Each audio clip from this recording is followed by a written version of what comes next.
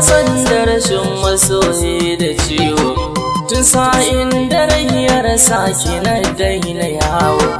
Zuciya na daga kullum tana kai da kawo, na rasa inda zan zauna in je nan in dawo. Babu kuɗi gare na hakan ya so ma bani cikas, a nan ne na gane halin mutum bai da tabbas. Kin tafi so da ƙauna ta ina ke ka jefas, ki daure ki ban amsa tun kafin na je gas. Na jure sara suka da ka sanadinki, bana ji bana kallon wani banda sanki. Zaman lafiyar mu da kowa shine ya soki, san ban ƙaunar abin da yake rusa tanadinki.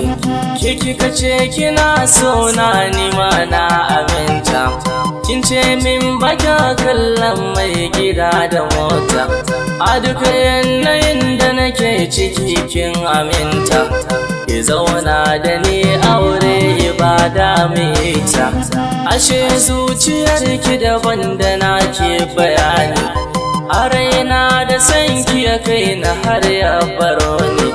Bani zaton akwai ranar da zaki guje ni, kin sanya nufi a cikin rai bana sukuni. Dangina gaba daya sun yi fatan mu zauna, da ke rayuwar aure shine ƙudirina. Yau kuma zuciyar ki ta saki rusa tanadina, kukan zuciya ba ranar da zana daina.